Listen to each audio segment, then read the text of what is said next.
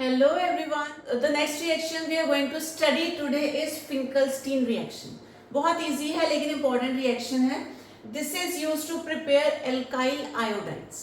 तो अगर किसी भी alkyl वाले पार्ट के साथ आयोडीन को इंट्रोड्यूस करवाना है तो उसके लिए हमारे पास होती है Finkelstein reaction. और यहाँ पे हमें क्या यूज करता है? We use Ki और NaI. पढ़ने से पहले थोड़ा सा कुछ बेसिक्स हम लोग सीख लेते हैं. तो हम हेलोजेंस की बात करेंगे. हेलोजेंस को जनरली रिप्रेजेंट किया जाता है X से और हेलोजेंस हमारे पास होते हैं 4: fluorine, chlorine, bromine and iodine. अब क्या होता है, मैक्सिमम जगह पे आपको वर्ड तो मिलेगा हेलोजन, लेकिन वहां दिखाई देंगे सिर्फ ये दो, क्लोरीन एंड ब्रोमीन. वहां पे फ्लोरीन और आयोडीन आपको दिखाई नहीं देगा. ठीक है, वर्ड हेलोजन होगा but only these two will be present, either chlorine और ब्रोमीन. तो सबसे पहला क्वेश्चन यही आता है कि जब फ्लोरीन और आयोडीन भी हेलोजेंस है तो ये ज्यादातर रिएक्शंस में क्यों नहीं मिलेंगे. तो रीजंस यहाँ पे लिखे हुए हैं जो आपका जानना जरूरी है.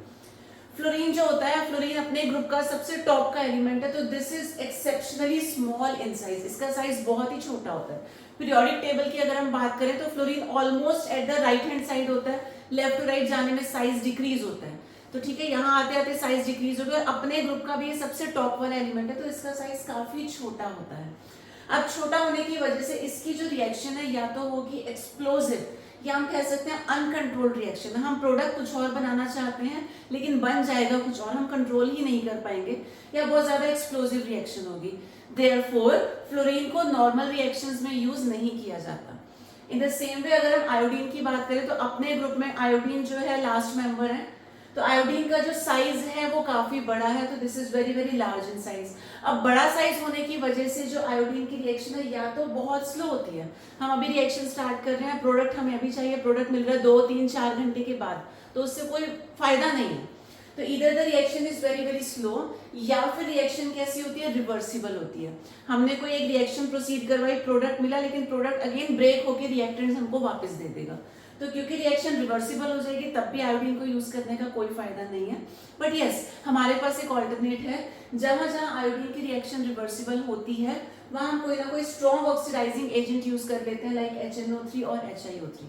तो ये डिटेल्स बाद में आएंगी जहां पे वहीं पे इसको हम कवर करेंगे. तो बेसिक से आपको क्या याद रखना है कि हेलोजेंस तो मेनली 4 हैं: fluorine, chlorine, bromine and iodine.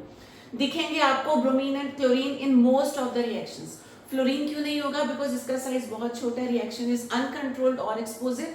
Iodine क्यों नहीं होगा? बिकॉज इसका साइज बहुत बड़ा है, the reaction is either very very slow या फिर रिवर्सिबल. तो हमारे पास ये जो मेथड है Finkelstein reaction, this is for the preparation of alkyl iodides. तो हमें एल्काइल के साथ आयोडाइड को इंट्रोड्यूस करना है, आयोडीन को इंट्रोड्यूस करना है. तो हमारे लिए क्या है, स्पेशल मेथड्स होते हैं. ब्रोमीन और क्लोरीन के लिए तो नॉर्मल मेथड्स चलेंगे, बट जहां जहां फ्लोरीन और आयोडीन होगा वहां वहां हमारे पास होंगे स्पेशल रिएक्शंस. तो आयोडीन के केस में कौन सी रिएक्शन है? तो you have to remember this is the Finkelstein reaction. और क्या क्या हम यूज कर सकते हैं? 2 ऑप्शंस हमारे पास हैं, वी कैन यूज Ki और NaI. अब हमें करना क्या, हमें कोई भी अल्काइल हैलाइड लेना है.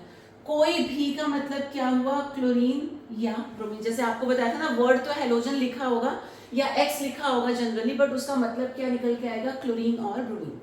तो हमने कोई एक अल्काइल हैलाइड लिया तो X can be either chlorine और ब्रोमीन. अब इसकी रिएक्शन, ये 2 ऑप्शंस हमारे पास है, किसी भी एक के साथ करवा देंगे. तो अगर हम Ki यूज करते हैं, kind of double displacement reaction होगी.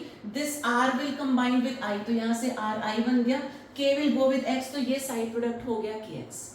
ठीक, पर्टिकुलर केस हमने लिया CH3Cl, क्लोरोमीथेन.